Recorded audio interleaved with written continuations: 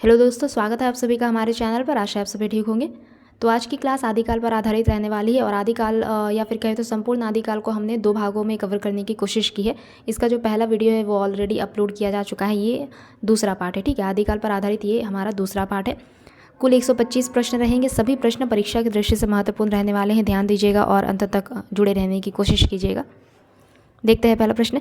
निम्नांकित में से सिद्ध साहित्य के विषय में कौन सा कथन सत्य नहीं है? सिद्ध साहित्य का झुकाव सहज साधना की ओर है। सिद्ध साहित्य के प्रथम कवि सरहप्पा है। सिद्ध साहित्य की रचना चर्या पदों तथा दोहा में हुई है। इसके अलावा सिद्ध साहित्य का प्रणयन पिंगल भाषा में हुआ है, यह कथन सत्य नहीं है। ठीक है, सिद्ध साहित्य के विषय में सिद्ध साहित्य का प्रणयन पिंगल भाषा में हुआ है, यह सत्य नहीं माना जाएगा। किस ग्रंथ में चंद्रवरदाई को छप्पयों का राजा कहा गया है? तो शिव सिंह सेंगर द्वारा रचित शिव सिंह सरोज नामक ग्रंथ में। ठीक है, शिव सिंह सरोज नामक ऐतिहासिक ग्रंथ में चंद्रवरदाई को छप्पयों का राजा कहा गया है। शिव सिंह सरोज नामक ग्रंथ के रचयिता कौन रहते हैं? तो शिव सिंह सेंगर। शिव सिंह सेंगर। गोरखबानी नामक पुस्तक के संपादक कौन रहे? गोरखबानी नामक पुस्तक के संपादक कौन रहते हैं? डॉक्टर पीताम्बर दत्त बड़थवाल। गोरखबानी नामक पुस्तक के संपादक रहे डॉक्टर पीताम्बर दत्त बड़थवाल। गोरखबानी नामक पुस्तक में गोरखनाथ के 14 ग्रंथों को प्रमाणिक मानकर उनका वर्णन किया गया है। ठीक है, गोरखबानी नामक पुस्तक में गोरखनाथ के 14 ग्रंथों को प्रमाणिक मानकर उनका वर्णन किया गया है। अगला प्रश्न, निम्न में से कौन से नाथ पंथ साधक में शामिल नहीं है? ठीक है, नाथपंथी संप्रदाय से संबंधित निम्न में से कौन से रचनाकार नहीं है? कणप्पा। कणप्पा ये सिद्ध साहित्य से संबंधित रहे। ठीक है, कणप्पा सिद्ध कवि रहे। कणप्पा आदिकालीन सिद्ध कवि रहे, न कि नाथपंथी से संबंधित रहे। कालक्रम की दृष्टि से इनमें से सबसे पुराने कवि कौन माने जाएंगे? तो विद्यापति। कालक्रम की दृष्टि से इनमें से सबसे पुराने कवि माने जाएंगे विद्यापति। सिद्धों की साधना में शून्य का पूरक तत्व क्या रहा? सिद्धों की साधना में शून्य का पूरक तत्व रहा ज्ञान। सिद्धों की साधना में शून्य का पूरक तत्व क्या रहा? ज्ञान। अगला प्रश्न, अगला हमें सुमेलित करना है। कुमारपाल प्रतिबोध। कुमारपाल प्रतिबोध के रचयिता कौन रहते हैं? सोमप्रभ सूरी। कुमारपाल प्रतिबोध के रचयिता कौन रहे? सोमप्रभ सूरी। कुमारपाल प्रतिबोध के रचयिता सोमप्रभ सूरी। प्रबंध चिंतामणि के रचयिता रहे मेरुतुंग। प्रबंध चिंतामणि के रचयिता कौन रहे? प्रबंध चिंतामणि के रचयिता रहते हैं मेरुतुंग। जैनाचार्य मेरुतुंग। कुमारपाल चरित्र के रचयिता कौन रहते हैं? हेमचंद्र। कुमारपाल चरित्र के रचयिता रहे हेमचंद्र। हम्मीर रासों के रचयिता कौन रहे? शारंगधर। ठीक है, ये इसका सही सुमेलन हो जाएगा, एक तरह से कह सकते हैं।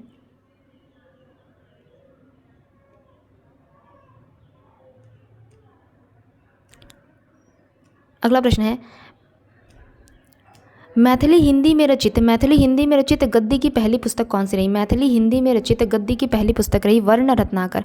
मैथिली हिंदी में रचित गद्य की पहली पुस्तक कौन सी रही? वर्ण रत्नाकर। वर्ण रत्नाकर के रचयिता कौन रहते हैं? ज्योतिरीश्वर ठाकुर। वर्ण रत्नाकर के रचयिता रहे ज्योतिरीश्वर ठाकुर। आगे बढ़ेंगे। 8वीं शताब्दी के कवि नहीं है। निम्न में से कौन 8वीं शताब्दी के कवि नहीं है? तो हेमचंद्र। हेमचंद्र 8वीं शताब्दी के कवि नहीं है। हेमचंद्र 11वीं शताब्दी के कवि रहे। हेमचंद्र जो रहे ये 11वीं शताब्दी के कवि रहे। इसके अलावा आपके सरहप्पा, शबरप्पा, स्वयंभू ये सभी क्या 8वीं शताब्दी के कवि रहते हैं। कुवलयमाला कथा के रचयिता कौन रहे? कुवलयमाला कथा के रचयिता कौन रहते? उद्योतन सूरी। कुवलयमाला कथा के रचयिता कौन रहे? उद्योतन सूरी। हठ योग का प्रभाव निम्नलिखित कवियों में से किस पर पड़ा है? हठ योग का प्रभाव गोरखनाथ पर पड़ा है। हठ योग का प्रभाव गोरखनाथ पर पड़ा है। सबरस के रचयिता कौन रहे? सबरस के रचयिता कौन रहते हैं? तो मुल्ला वजही।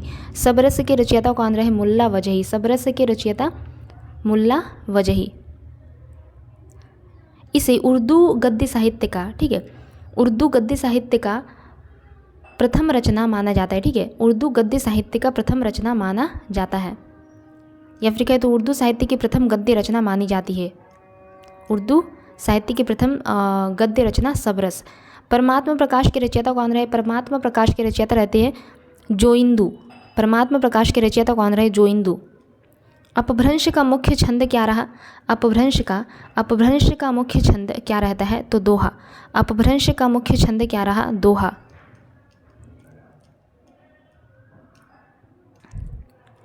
अगला हमें सुमेलित करना है स्वयंभू। स्वयंभू की रचना निम्न में से कौन सी है? तो पौमचर्यु। स्वयंभू की रचना निम्न में से पौमचर्यु। पुष्पदंत की रचना निम्न में से, पुष्पदंत की रचना है महापुराण। पुष्पदंत की रचना है महापुराण। पुष्पदंत की रचना है महापुराण। अब्दुल रहमान की रचना निम्न में से कौन सी है? तो संदेश रासक। अब्दुल रहमान की रचना है संदेश रासक। अब्दुल रहमान की रचना संदेश रासक। इसके अलावा शबरपा की रचना है चर्यापद। शबरपा की रचना कौन सी हो गई? चर्यापद। स्वयंभू, पौमचर्यु, पुष्पदंत, महापुराण, अब्दुल रहमान, संदेश रासक, शबरपा, चर्यापद। आगे बढ़ते हैं। दोहा कोश के रचयिता कौन रहे? दोहा कोश के रचयिता रहते हैं सरहप्पा।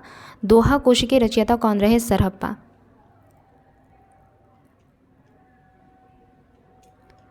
रासो शब्द की उत्पत्ति रसायन से किसने मानी है? रासो शब्द की उत्पत्ति रसायन से मानी जाती है। राजसूय से मानी जाती है, ठीक है। राजयश से मानी जाती है रसायन की उत्पत्ति। रासक से रसायन की उत्पत्ति मानी जाती है। रास शब्द से रसायन की उत्पत्ति मानी जाती है। इस प्रकार अलग अलग शब्दों से रासो शब्द की उत्पत्ति, ठीक है, अलग अलग शब्दों से रासो शब्द की उत्पत्ति मानी जाती है, ठीक है। अलग अलग शब्दों से रासो शब्द की उत्पत्ति मानी जाती है और अलग अलग विद्वानों ने माना है। जैसे रासो शब्द की उत्पत्ति रसायन से किसने मानी है? तो रासो शब्द की उत्पत्ति रसायन से आचार्य रामचंद्र शुक्ल ने मानी है। रासो शब्द की उत्पत्ति रसायन से आचार्य रामचंद्र शुक्ल ने मानी है। रासो शब्द की उत्पत्ति राजयश से, रासो शब्द की उत्पत्ति राजयश से कौन मानते हैं? हरप्रसाद शास्त्री। रासो शब्द से उत्पत्ति, रासो शब्द की जो उत्पत्ति है वह राजयश से किसने मानी है? तो हरप्रसाद शास्त्री ने। रासो शब्द की उत्पत्ति रासक से किसने मानी है? नरोत्तम स्वामी ने। रासो शब्द की उत्पत्ति रास से किसने मानी है? नंद दुलारे वाजपेयी ने, ठीक है। रासो शब्द की उत्पत्ति रास से किसने मानी है? ये याद रखिएगा। रासो शब्द की उत्पत्ति रास से किसने मानी है? तो नंद दुलारे वाजपेयी जी ने मानी है। रासो शब्द की उत्पत्ति रासक से, रासो शब्द की उत्पत्ति रासक से किसने मानी है? तो नरोत्तम स्वामी ने मानी है। रासो शब्द की उत्पत्ति राजयश, रासो शब्द की उत्पत्ति राजयश, रासो शब्द की उत्पत्ति राजयश से किसने मानी है? रासो शब्द की उत्पत्ति राजयश से किसने मानी है? तो हरप्रसाद शास्त्री ने। रासो शब्द की उत्पत्ति, रासो शब्द की उत्पत्ति राजसूय, राजसूय से किसने मानी है? देखिए राजसूय से किसने मानी है? तो गारसा दा तासी ने मानी है, ठीक है। गारसा दा तासी ने रासो शब्द की उत्पत्ति राजसूय से मानी है। आगे बढ़ेंगे। निम्न में से कौन सा युग्म गलत है? निम्न में से कौन सा युग्म गलत है? बीसल देवरासो, बीसल देवरासो नरपति नाल, बीसल देवरास नरपति नाल की रचना है। खुमान रासो, अच्छा यहाँ पे गलत नहीं है, यहाँ पे आपका प्रश्न हो जाएगा निम्न में से कौन सा युग्म संगत है, यानी निम्न में से कौन सा युग्म सही है हमें बताना है, ठीक है।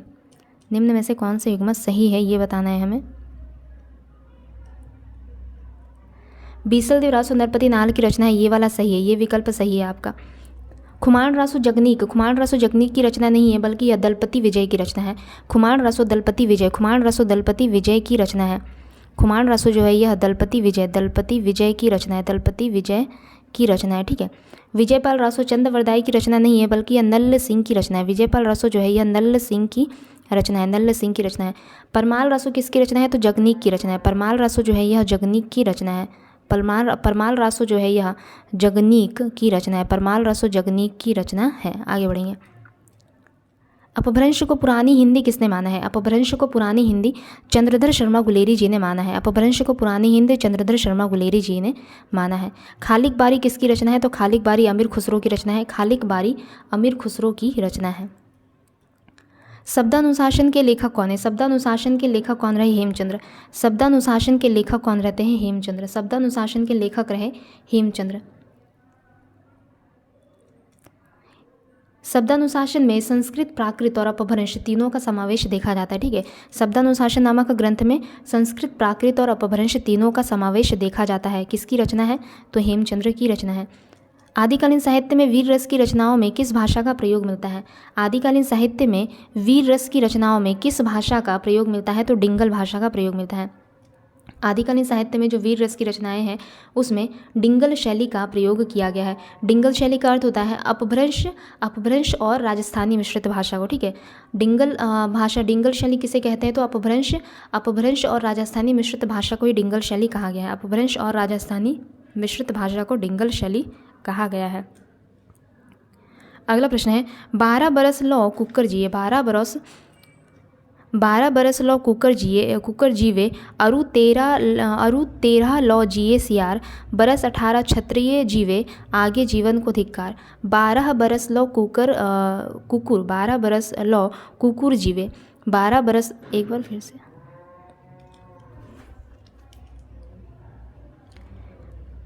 12 बरस लौ कुकुर जीवे अरु 13 लौ जिए सियार, बरस 18 क्षत्रिय जीवे आगे जीवन को धिक्कार। ये पंक्तियाँ किस रासो काव्य की है? तो ये पंक्तियाँ हैं परमाल रासो की। ये पंक्तियाँ परमाल रासो से उद्धृत है। ये पंक्तियाँ जो है परमाल रासो से उद्धृत है, जिसके रचयिता कौन रहते हैं? जगनीक। परमाल रासो का एक अन्य नाम भी है आल्हा खंड। परमाल रासो का एक अन्य नाम क्या है? आल्हा खंड। परमाल रासो के रचयिता रहे जगदीक। खुमान रासो के रचयिता कौन रहते हैं? दलपति विजय। पृथ्वीराज रासो के रचयिता रहे चंद्रबरदाई और हम्मीर रासो के रचयिता रहे शारंगधर। हम्मीर रासो के रचयिता रहे शारंगधर। इन रचनाओं को उनकी काव्य भाषा के साथ सुमेलित करना है।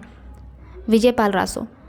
विजयपाल रासो की भाषा क्या रही? तो अपभ्रंश। विजयपाल रासो की भाषा रही, विजयपाल रासो की भाषा क्या रही? अपभ्रंश। विजयपाल रासो की भाषा रही अपभ्रंश। चर्या गीत। चर्या गीत की भाषा क्या रही? संधा भाषा। चर्या गीत की भाषा क्या रही? संधा भाषा। कीर्तिलता की भाषा क्या रही है? अवहट। अच्छा, कीर्तिलता की भाषा क्या रहती है? अवहट। कीर्तिलता की भाषा क्या रही? अवहट। यहाँ पे हो जाएगा, यहाँ पे आपका ब्रजभाषा की जगह पे क्या आ जाएगा? अवहट आ जाएगा। ब्रजभाषा की जगह पे अवहट, ठीक है।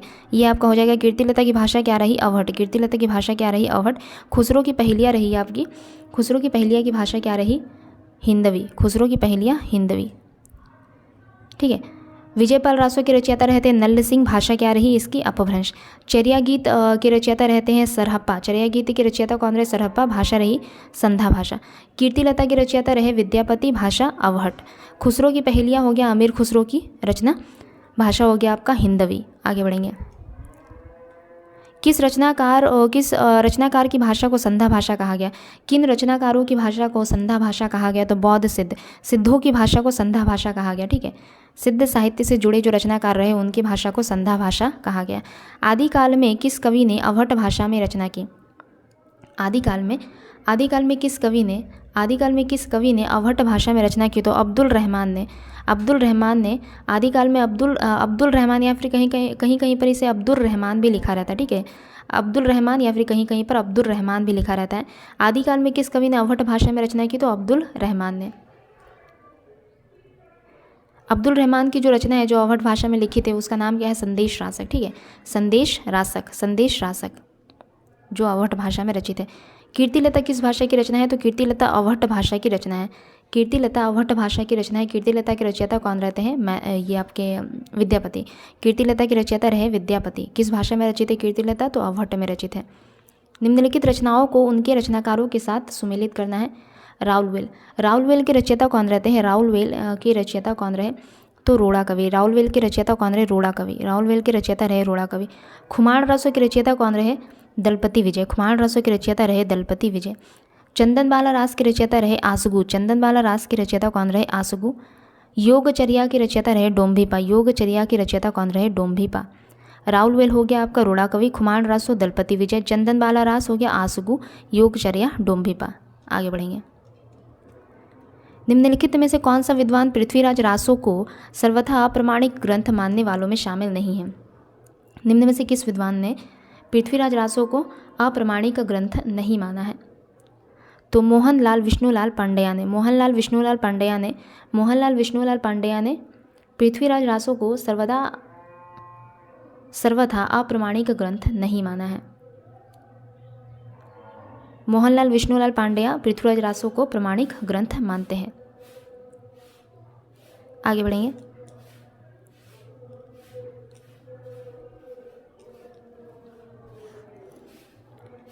अच्छा देखिए, यहाँ पे मैं बोल दे रही हूँ ऐसे, अगर आप लोगों को लिखना हो तो आप लिख सकते हैं।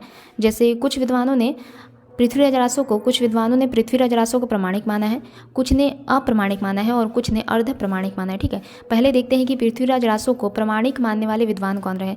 पृथ्वीराज रासो को जिन विद्वानों ने प्रमाणिक माना है उनके नाम है श्याम सुंदर दास, मिश्र बंधु, इसके अलावा मोहनलाल विष्णुलाल पांड्या, ठीक है। श्याम सुंदर दास, मिश्र बंधु और मोहनलाल विष्णुलाल पांड्या, इन्होंने पृथ्वीराज रासो को क्या माना है? प्रमाणिक ग्रंथ माना है।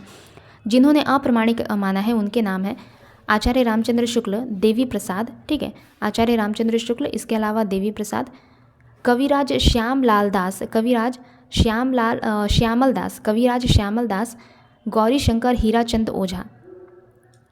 आचार्य रामचंद्र शुक्ल, देवी प्रसाद, कविराज श्यामल दास, गौरी शंकर हीराचंद ओझा, इन सभी ने पृथ्वीराज रासो को क्या माना है? अप्रमाणिक माना है। अर्ध प्रमाणिक जिन विद्वानों ने माना है उनका नाम है मुनिजय विजय मोहन सिंह, आचार्य हजारी प्रसाद द्विवेदी और डॉक्टर सुनीति कुमार चटर्जी, ठीक है। फिर से बोल रही हूँ, मुनिजय विजय मोहन सिंह, आचार्य हजारी प्रसाद द्विवेदी, इसके अलावा डॉक्टर सुनीति कुमार चटर्जी, इन सभी ने क्या माना है? अर्ध प्रमाणिक माना है पृथ्वीराज रासो को। अगला प्रश्न देखते हैं, पुरुष परीक्षा किस कवि की रचना है? पुरुष परीक्षा विद्यापति की रचना है। पुरुष परीक्षा किसकी रचना है? तो विद्यापति की रचना है, जो कि संस्कृत भाषा में रचित है, ठीक है। पुरुष परीक्षा किसकी रचना है? विद्यापति की रचना है, जो कि संस्कृत भाषा में है। अगला हमें सुमेलित कर प्रबंध चिंतामणि के रचयिता कौन रहे? जैनाचार्य मेरुतुंग। प्रबंध चिंतामणि के रचयिता रहे जैनाचार्य मेरुतुंग। रणमल्ल छंद के रचयिता रहे श्रीधर। रणमल्ल छंद के रचयिता कौन रहे? श्रीधर। जयचंद प्रकाश के रचयिता रहे भट्ट केदार। जयचंद प्रकाश के रचयिता कौन रहे? भट्ट केदार। जय मयंक जस चंद्रिका के रचयिता रहे मधुकर कवि। जय मयंक जस चंद्रिका के रचयिता कौन रहे? मधुकर कवि। प्रबंध चिंतामणि जैनाचार्य मेरुतुंग। रणमल्ल छंद हो गया आपका श्रीधर का। जयचंद प्रकाश भट्ट केदार। जय मयंक जस चंद्रिका मधुकर कवि। आगे बढ़ेंगे। कुंडलिनी के उद्बुद्ध होने पर जो विस्फोट होता है उसे क्या कहते हैं? अगला प्रश्न देखिए, कुंडलिनी के उद्बुद्ध होने पर जो विस्फोट होता है उसे नाद कहते हैं। कुंडलिनी के उद्बुद्ध होने पर जो विस्फोट होता है उसे क्या कहते हैं? नाद कहते हैं। अगला प्रश्न, प्रबंध चिंतामणि के रचयिता कौन रहे? प्रबंध चिंतामणि के रचयिता कौन रहे थे? मेरुतुंग, जैनाचार्य मेरुतुंग। प्रबंध चिंतामणि के रचयिता रहे जैनाचार्य मेरुतुंग। निम्न में से कौन सी रचना व्याकरण ग्रंथ है? तो उक्ति व्यक्ति प्रकरण, ये व्याकरण ग्रंथ है। उक्ति व्यक्ति प्रकरण व्याकरण ग्रंथ है, जिसके रचयिता कौन रहते हैं? उक्ति व्यक्ति प्रकरण के रचयिता कौन रहे? दामोदर शर्मा, आदिकालीन कवि दामोदर शर्मा। इसके अलावा यह 12वीं शताब्दी की रचना है, ठीक है। 12वीं शताब्दी का व्याकरण ग्रंथ है, जिसके रचयिता रहे दामोदर शर्मा। उपदेश रसायन के रचयिता कौन रहे? उपदेश रसायन के रचयिता रहते हैं जिनदत्त सूरी। उपदेश रसायन के रचयिता रहे जिनदत्त सूरी। अमीर खुसरो किस नाम से जाने जाते हैं? अमीर खुसरो किस नाम से जाने जाते हैं? तो अमीर खुसरो तूतीय हिंद के नाम से जाने जाते हैं। अमीर खुसरो तूतीय हिंद के नाम से जाने जाते हैं। अमीर खुसरो तूतीय हिंद के नाम से जाने जाते हैं। निम्न में से कौन सा श्रृंगार काव्य है? तो बीसल देव रासो श्रृंगार काव्य है। बीसल देव रासो श्रृंगार काव्य है, ठीक है। जबकि परमाल रसो वीरता एवं उत्साह से परिपूर्ण एक काव्य है, ठीक है। परमाल रसो वीरता एवं उत्साह से परिपूर्ण रचना है। आगे बढ़ेंगे।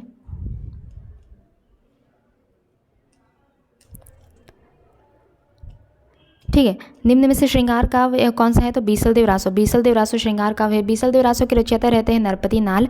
पृथ्वीराज रासो के रचयिता रहे चंद बरदाई। परमाल रासो के रचयिता रहते हैं जगनीक। परमाल रासो के रचयिता रहे जगनीक। बीसल देव रासो के रचयिता रहे नरपति नाल और पृथ्वीराज रासो के रचयिता रहे आपके चंद बरदाई। जय मयंक जस चंद्रिका के रचयिता कौन रहे? मधुकर कवि। जय मयंक जस चंद्रिका के रचयिता रहे मधुकर कवि। भविष्यत कहा के रचयिता कौन रहे? भविष्यत कहा के रचयिता रहते हैं धनपाल। भविष्यत कहा के रचयिता कौन रहे? धनपाल। आगे बढ़ेंगे। बीसल देव रासो में किस शैली का प्रयोग किया गया है? बीसल देव रासो में किस शैली का प्रयोग किया गया है? तो गेय शैली का प्रयोग किया गया है। बीसल देव रासो में गेय शैली का प्रयोग किया गया है। बीसल देव रासो के रचयिता कौन रहे? अभी बताया आपको, नरपति नाल। बीसल देव रासो के रचयिता रहे नरपति नाल।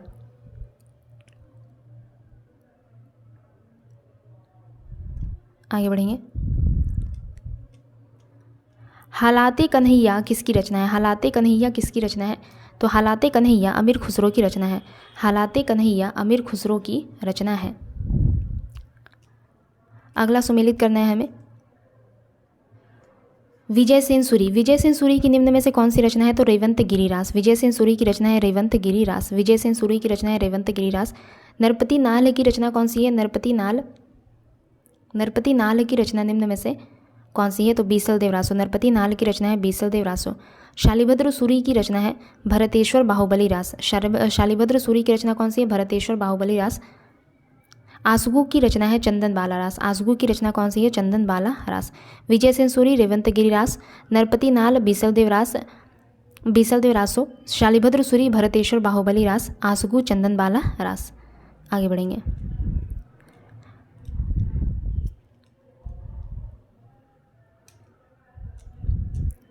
पंडित चंद्रधर शर्मा गुलेरी ने किसको पुरानी हिंदी का प्रथम कवि स्वीकारा है? पंडित चंद्रधर शर्मा गुलेरी ने राजा मुंज को पुरानी हिंदी का प्रथम कवि स्वीकारा है। पंडित चंद्रधर शर्मा गुलेरी ने राजा मुंज को पुरानी हिंदी का प्रथम कवि स्वीकारा है। निम्नलिखित में से किस रासो काव्य का मूल वर्ण्य विषय वीर रस न होकर श्रृंगार रस है? तो बीसलदेव रासो। बीसलदेव रासो, बीसलदेव रासो का मूल वर्ण्य विषय वीर रस न होकर श्रृंगार रस है। बीसलदेव रासो को एक विरह काव्य के रूप में भी जाना जाता है। बौद्ध गान ओ दोहा का संपादन किसने किया? बौद्ध गान ओ दोहा का संपादन किसने किया? तो हरप्रसाद शास्त्री ने। बौद्ध गान ओ दोहा का संपादन किसने किया? हरप्रसाद शास्त्री ने। अगला प्रश्न है माधव हम परिणाम निराशयः काव्य पंक्ति किस कवि की है? माधव हम परिणाम निराशयः काव्य पंक्ति विद्यापति की है। माधव हम परिणाम निराशयः काव्य पंक्ति विद्यापति की है। आत्मबोध किसकी रचना है? आत्मबोध, आत्मबोध किसकी रचना है? तो गोरखनाथ की रचना है। आत्मबोध गोरखनाथ की रचना है। अगला प्रश्न है सहजयान के प्रवर्तक रहते हैं सरहप्पा। सहजयान के प्रवर्तक कौन रहे? तो सरहप्पा। सहजयान के प्रवर्तक रहे सरहप्पा। निम्न में से नाथ साहित्य की विशेषता नहीं है। निम्न में से कौन सी नाथ साहित्य की विशेषता नहीं है? रामायण तथा महाभारत में संबंधित कथाओं का साहित्य में समावेश, चित्त शुद्धि और सदाचार में आस्था, चित्त शुद्धि एवं सदाचार में आस्था नाथ साहित्य की विशेषता नहीं है, पूछा गया है। गुरु महिमा उलटबासी, ये सभी नाथ साहित्य की विशेषताएं हैं, परंतु रामायण तथा महाभारत में संबंधित कथाओं का साहित्य में समावेश, रामायण तथा महाभारत से संबंधित कथाओं का साहित्य में समावेश, ये वाला विकल्प सही नहीं है नाथ साहित्य की विशेषता के संबंध में। अगला हमें सुमेलित करना है प्राकृत प्रकाश। प्राकृत प्रकाश किसकी रचना है? तो वररुचि। प्राकृत प्रकाश वररुचि की रचना है। श्रावकाचार, श्रावकाचार हो गया देवसेन, श्रावकाचार देवसेन की रचना है। प्रबंध चिंतामणि जैनाचार्य मेरुतुंग की रचना है। प्रबंध चिंतामणि जैनाचार्य मेरुतुंग।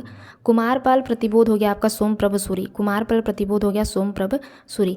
प्राकृत प्रकाश हो गया वररुचि, श्रावकाचार देवसेन, प्रबंध चिंतामणि जैनाचार्य मेरुतुंग, कुमारपाल प्रतिबोध सोमप्रभ सूरी। सिद्ध हेमचंद्र शब्दानुशासन किस तरह का ग्रंथ है? सिद्ध हेमचंद्र शब्दानुशासन, सिद्ध हेमचंद्र शब्दानुशासन किस तरह का ग्रंथ है? तो यह एक व्याकरण संबंधी ग्रंथ है। सिद्ध हेमचंद्र शब्दानुशासन एक व्याकरण संबंधी ग्रंथ है जिसके रचयिता कौन रहते हैं? हेमचंद्र। सिद्ध हेमचंद्र शब्दानुशासन व्याकरण संबंधी ग्रंथ है जिसके रचयिता रहे हेमचंद्र। राहुल सांकृत्यायन के अनुसार चर्या गीत और दोहा कोश की रचना करने वाले बौद्ध सिद्ध कौन रहे? राहुल सांकृत्यायन के अनुसार चर्या गीत और दोहा कोश की रचना करने वाले बौद्ध सिद्ध रहे सरहप्पा। पृथ्वीराज रासो को हिंदी का प्रथम महाकाव्य कहने वाले आलोचक रहे रामचंद्र शुक्ल। पृथ्वीराज रासो को हिंदी का प्रथम महाकाव्य किस आलोचक ने कहा है? तो आचार्य रामचंद्र शुक्ल जी ने कहा है। चंदवरदाई को हिंदी का प्रथम महाकवि किसने माना है? तो आचार्य रामचंद्र शुक्ल जी ने। चंदवरदाई को हिंदी का प्रथम महाकवि आचार्य रामचंद्र शुक्ल जी ने माना है। निम्न में से कौन सा कवि रासो ग्रंथकार नहीं है? निम्न में से कौन सा कवि रासो ग्रंथकार नहीं है? तो विद्याधर रासो ग्रंथकार नहीं है। विद्याधर रासो ग्रंथकार नहीं है। हिंदी के किस इतिहासकार के मतानुसार शालिभद्र सूरी हिंदी के प्रथम कवि माने जाते हैं? हिंदी के किस इतिहासकार ने शालिभद्र सूरी को हिंदी के किस इतिहासकार ने शालिभद्र सूरी को हिंदी का प्रथम कवि माना है? तो डॉक्टर गणपति चंद्रगुप्त ने। डॉक्टर गणपति चंद्रगुप्त ने शालिभद्र सूरी को हिंदी का प्रथम कवि माना है। गोरा बादल की कथा किसके द्वारा रचित है? गोरा बादल की कथा किसके द्वारा रचित है?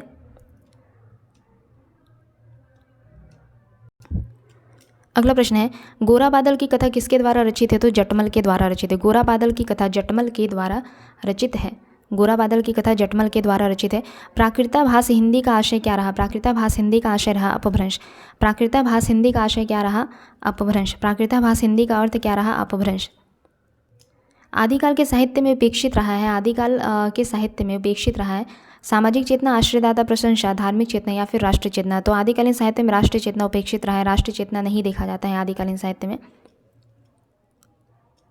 हिंदी में किस कवि को राजशेखर की उपाधि से अलंकृत किया गया? हिंदी में किस कवि को राजशेखर की उपाधि से अलंकृत किया गया? तो विद्यापति को। हिंदी में विद्यापति को राजशेखर की उपाधि से अलंकृत किया गया। अमीर खुसरो का मूल नाम क्या रहा? अमीर खुसरो का मूल नाम रहता है अबुल हसन। अमीर खुसरो का मूल नाम क्या रहा? अबुल हसन। अमीर खुसरो का मूल नाम रहा अबुल हसन। अगला प्रश्न है, विशुद्ध चरितावली। विशुद्ध चरितावली जीवन चरित्र के लेखक कौन रहे? विशुद्ध चरितावली के लेखक रहते हैं माधव प्रसाद मिश्र। विशुद्ध चरितावली के लेखक कौन रहे? माधव प्रसाद मिश्र। निम्न में से कौन सी रचना अपभ्रंश की नहीं है? निम्न में से कौन सी रचना अपभ्रंश की नहीं है? तो चित्रावली अपभ्रंश की रचना नहीं है। चित्रावली अपभ्रंश की रचना नहीं, यह अवधी भाषा की रचना है। ठीक है, चित्रावली अवधी भाषा की रचना है, जिसके रचयिता कौन रहे? उस्मान। उस्मान नामक सूफी कवि द्वारा चित्रावली की रचना की गई है, जो कि अवधी भाषा में रचित है। गुलेरी जी ने, चंद्रधर शर्मा गुलेरी जी ने साहित्यिक अपभ्रंश को किस नाम से पुकारा है? तो पुरानी हिंदी। चंद्रधर शर्मा गुलेरी जी ने साहित्यिक अपभ्रंश को पुरानी हिंदी के नाम से पुकारा है।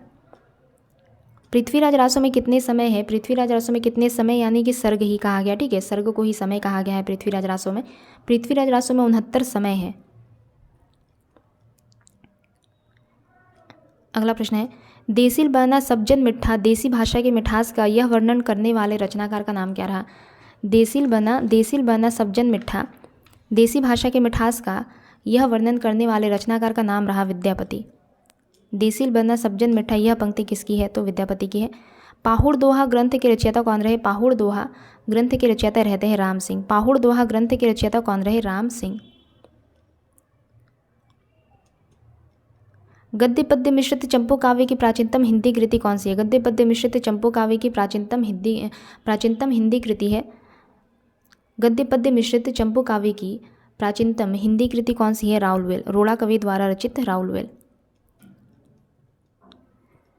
कौन सिद्धों तथा नाथों की सूची में उभयनिष्ठ है? कौन सिद्धों तथा नाथों की सूची में उभयनिष्ठ है? तो सरहपाद। सरहपाद सिद्धों तथा नाथों की सूची में उभयनिष्ठ है। विद्यापति किसके दरबारी कवि थे? विद्यापति किसके दरबारी कवि थे? कीर्ति सिंह। विद्यापति कीर्ति सिंह के दरबारी कवि थे। आदिकाल के किस कवि ने खड़ी बोली में रचना की है? आदिकाल के किस कवि ने खड़ी बोली में रचना की है? तो अमीर खुसरो ने खड़ी बोली में रचना की है। आदिकाल के कवि अमीर खुसरो ने खड़ी बोली में रचना की है। गोरी सोवे सेज पर मुख पर डारे केस, पंक्ति किसके द्वारा रचित है? गोरी सोवे सेज पर मुख पर डारे केस, ये पंक्ति जो है ये आपका अमीर खुसरो के द्वारा रचित है। ठीक है, ये पंक्ति अमीर खुसरो की है। प्रत्येक देश का साहित्य वहाँ की जनता की चित्रवृत्ति का संचित प्रतिबिंब होता है, यह कथन किसका है? प्रत्येक देश का साहित्य वहाँ की जनता की चित्रवृत्ति का संचित प्रतिबिंब होता है, यह कथन रहा आचार्य रामचंद्र शुक्ल जी का। यह कथन रहा आचार्य रामचंद्र शुक्ल जी का। हिंदी का प्रथम महाकाव्य किसे माना जाता है? तो पृथ्वीराज रासो को। चंद बरदाई द्वारा रचित पृथ्वीराज रासो को हिंदी का प्रथम महाकाव्य माना जाता है।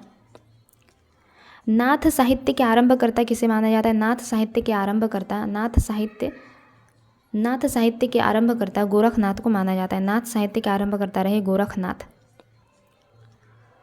डॉक्टर रामकुमार वर्मा ने अपने इतिहास ग्रंथ हिंदी साहित्य का आलोचनात्मक इतिहास में हिंदी का पहला कवि किसे माना है? डॉक्टर रामकुमार वर्मा ने अपने इतिहास ग्रंथ हिंदी साहित्य का आलोचनात्मक इतिहास में हिंदी का पहला कवि सरहप्पा को माना है। डॉक्टर रामकुमार वर्मा ने अपने ऐतिहासिक ग्रंथ में हिंदी का प्रथम कवि सरहप्पा को माना है।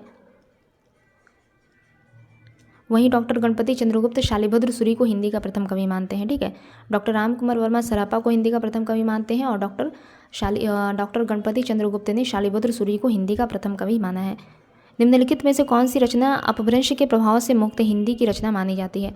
अपभ्रंश के प्रभाव से मुक्त हिंदी की रचना मानी जाती है बीसल देवरासो। ठीक है, अपभ्रंश के प्रभाव से मुक्त हिंदी की रचना मानी जाती है बीसल देवरासो, जिसके रचयिता कौन रहते हैं? नरपति नाल। बीसल देवरासो में ही 12 मासा का वर्णन देखने को मिलता है। पृथ्वीराज रासो की भाषा रही डिंगल। पृथ्वीराज रासो की भाषा क्या रही? डिंगल। अपभ्रंश एवं राजस्थानी मिश्रित रूप को ही डिंगल भाषा कहा गया। ठीक है, अपभ्रंश एवं राजस्थानी मिश्रित भाषा को ही डिंगल शैली कहा जाता है। कैमासवध किस ग्रंथ की प्रमुख घटना है? कैमासवध पृथ्वीराज रासो की प्रमुख घटना है। कैमासवध पृथ्वीराज रासो की प्रमुख घटना है। संदेश रासक किस प्रकार का काव्य है? संदेश रासक किस प्रकार का काव्य है? तो यह एक खंड काव्य है, जिसके रचयिता रहते हैं अब्दुल रहमान। संदेश रासक के रचयिता रहे अब्दुल रहमान और यह एक खंड काव्य है।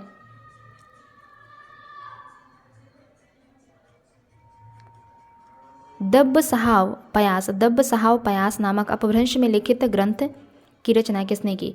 दब्ब सहाव पयास नामक अपभ्रंश में लिखित ग्रंथ की रचना किसने की? तो देवसेन ने। दब्ब सहाव पयास नामक अपभ्रंश में लिखित ग्रंथ की रचना की देवसेन ने। जसहर चरीव की रचयिता कौन रहे? जसहर चरीव के रचयिता कौन रहते हैं? पुष्पदंत। जसहर चरीव के रचयिता कौन रहे? पुष्पदंत। भरतेश्वर बाहुबली रास इनमें से किस काव्य धारा का ग्रंथ है? भरतेश्वर बाहुबली रास जैन साहित्य का ग्रंथ है। भरतेश्वर बाहुबली रास जैन साहित्य का ग्रंथ है। और भरतेश्वर बाहुबली रास के रचयिता कौन रहते? शालिभद्र सूरी। भरतेश्वर बाहुबली रास के रचयिता रहे शालिभद्र सूरी।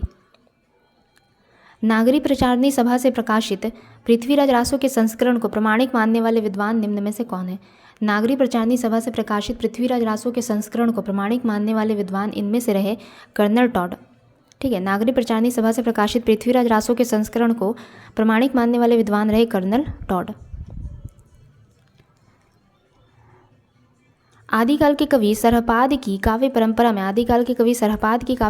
में विकसित नाथ पंथ के हठ योग का पल्लवन आगे चलकर इनमें से किस कवि में हुआ? कबीर में। आदिकाल के कवि सरहपाद की काव्य परंपरा में विकसित नाथ पंथ के हठ योग का पल्लवन आगे चलकर किस कवि में हुआ? तो कबीर में। अगला प्रश्न देखते हैं। सिद्धों की बानियों को हिंदी काव्यधारा के नाम से किसने संग्रहित किया? सिद्धों की बानियों को हिंदी काव्यधारा के नाम से राहुल सांकृत्यायन ने संग्रहित किया। सिद्धों की बानियों को हिंदी काव्यधारा के नाम से राहुल सांकृत्यायन ने संग्रहित किया। पृथ्वीराज रासों का प्रमुख रस कौन सा है? पृथ्वीराज रासों का प्रमुख रस रहा वीर रस एवं श्रृंगार रस। पृथ्वीराज रासों का प्रमुख रस रहा वीर रस एवं श्रृंगार रस। आदिकाल के किस कवि की भाषा हिंदी के वर्तमान रूप से सर्वाधिक निकट है? आदिकाल के किस कवि की भाषा हिंदी के वर्तमान रूप से सर्वाधिक निकट है? अमीर खुसरो। आदिकाल के कवि अमीर खुसरो की भाषा हिंदी के वर्तमान रूप से सर्वाधिक निकट है। अमीर खुसरो की भाषा हिंदी के वर्तमान रूप से सर्वाधिक निकट है। बीसलदेव रासों की नायिका का नाम क्या रहा? बीसलदेव रासों की नायिका का नाम रहा राजमती। बीसलदेव रासों की नायिका का नाम रहा राजमती। अगला प्रश्न है, इन सिद्धों एवं नाथों में सबसे पुराने कौन रहे? मच्छंदर नाथ। इन सिद्धों एवं नाथों में सबसे पुराने रहे मच्छंदर नाथ। महापुराण के रचयिता कौन रहते हैं? महापुराण के रचयिता रहे पुष्यदंत। महापुराण के रचयिता कौन रहे? पुष्यदंत। महापुराण के रचयिता पुष्यदंत। लौकिक चरित्र काव्य निम्न में से कौन सा है? लौकिक चरित्र काव्य है भविष्यत कहा। लौकिक चरित्र काव्य है भविष्यत कहा, जिसके रचयिता रहे धनपाल। लौकिक चरित्र काव्य निम्न में से किसे माना जाता है? भविष्यत कहा नामक रचना को, जिसके रचयिता रहते हैं धनपाल। भरत मुनि ने अपभ्रंश को क्या नाम दिया है? भरत मुनि ने अपभ्रंश को देश भाषा कहा है। भरत मुनि ने अपभ्रंश को क्या कहा है? तो देश भाषा कहा है। निम्न में से कौन आदिकाल के अंतिम चरण के सुप्रसिद्ध कवि है? आदिकाल के अंतिम चरण के सुप्रसिद्ध कवि कौन माने जाते हैं? अमीर खुसरो। आदिकाल के अंतिम चरण के सुप्रसिद्ध कवि अमीर खुसरो को माना जाता है। तिब्बत के 84 सिद्धों की परंपरा कौन से सिद्ध से आरंभ हुई? तिब्बत के 84 सिद्धों की परंपरा लुइपा से आरंभ हुई। तिब्बत के 84 सिद्धों की परंपरा लुइपा से आरंभ हुई। यह कहानी 16वीं शताब्दी के बाद की लिखी हुई है और रासों में प्रक्षिप्त हुई। पद्मावती समय के विषय में यह कथन किसका है? यह कहानी 16वीं शताब्दी के बाद की लिखी हुई है और रासों में प्रक्षिप्त हुई है। पद्मावती समय के विषय में यह कथन हजारी प्रसाद द्विवेदी जी का है। ठीक है, पद्मावत के समय के विषय में यह कथन किसका है? तो हजारी प्रसाद द्विवेदी जी का है। नाथ पंथ सिद्धों की परंपरा से ही छटकर निकला है, यह कथन किसका है? नाथ पंथ सिद्धों की ही परंपरा से छटकर निकला है, यह कथन रहा आचार्य रामचंद्र शुक्ल जी का। यह कथन रहा आचार्य रामचंद्र शुक्ल जी का। गोरखनाथ का समय 11वीं शती है, यह मान्यता किस विद्वान की है? गोरखनाथ का समय 11वीं शती है, यह मान्यता डॉक्टर पीताम्बर दत्त बड़थवाल की है। गोरखनाथ का समय 11वीं शती है, यह मान्यता है डॉक्टर पीताम्बर दत्त बड़थवाल की। निम्न में से कौन निर्गुण भक्ति धारा की नहीं है? निम्न में से कौन निर्गुण भक्ति धारा से संबंधित नहीं है? विद्यापति निर्गुण भक्ति धारा की नहीं है। निम्न में से कौन सी अमीर खुसरो की रचना नहीं है? अमीर खुसरो की रचना नहीं है पुरुष परीक्षा अमीर खुसरो की रचना नहीं है, बल्कि यह विद्यापति की संस्कृत भाषा में लिखी हुई रचना है। ठीक है, पुरुष परीक्षा विद्यापति की संस्कृत भाषा में लिखी हुई रचना है। ढोला मारूरा दोहा में ढोला के पिता का नाम क्या रहा? राजा नल। ढोला मारूरा दोहा नामक रचना में ढोला के पिता का नाम रहा राजा नल। बालचंद बिज्जाबाई भाषा। बालचंद विज्जाबाई भाषा। धूनही लग गई दुज्जन हास। विद्यापति की किस रचना की ये पंक्ति है? कीर्तिलता की पंक्ति है। ठीक है, बालचंद बिज्जाबाई भाषा धूनही लग गई दुज्जन हास विद्यापति की कीर्तिलता की यह पंक्ति है। कीर्तिलता की भाषा क्या रही? कीर्तिलता की भाषा क्या रही? मिश्रित अपभ्रंश। कीर्तिलता की भाषा रही मिश्रित अपभ्रंश या फिर कहें तो अवहट। ठीक है, कीर्तिलता की भाषा मिश्रित अपभ्रंश या अवहट। अमीर खुसरो ने हिंदी के लिए कौन सा शब्द प्रयुक्त किया है? हिंदवी। अमीर खुसरो ने हिंदी के लिए हिंदवी शब्द प्रयुक्त किया है। अमीर खुसरो का जन्म स्थान क्या रहा? तो अमीर खुसरो का जन्म स्थान रहता है एटा। अमीर खुसरो का जन्म स्थान क्या रहा? एटा। अमीर खुसरो की पहेलियाँ और मुकरियाँ किस भाषा में है? अमीर खुसरो की पहेलियाँ और मुकरियाँ खड़ी बोली में है। अमीर खुसरो की पहेलियाँ और मुकरियाँ खड़ी बोली में है। चंद्रवरदाई ने पृथ्वीराज रासों में निम्नलिखित में से मुख्यतः किस छंद का प्रयोग किया? चंद्रवरदाई ने पृथ्वीराज रासों में निम्नलिखित में से मुख्यतः किस छंद का प्रयोग किया है? तो कवित्व छंद का प्रयोग किया गया है पृथ्वीराज रासों में। निम्न में से कौन चंदनबाला रास के रचयिता है? चंदनबाला रास के रचयिता कौन है? तो आसुगु चंदनबाला रास के रचयिता है। आसुगु चंदनबाला रास के रचयिता है। अपभ्रंश में दोहा काव्य की परंपरा का आरंभ किस कवि ने किया? अपभ्रंश में दोहा काव्य परंपरा का आरंभ जोइंदू ने किया। अपभ्रंश में दोहा काव्य परंपरा का आरंभ किसने किया? तो जोइंदू ने किया। काम भाव और शरीर का सौंदर्य उनके यहाँ उत्सव रूप में है। विद्यापति के संदर्भ में यह कथन किसका है?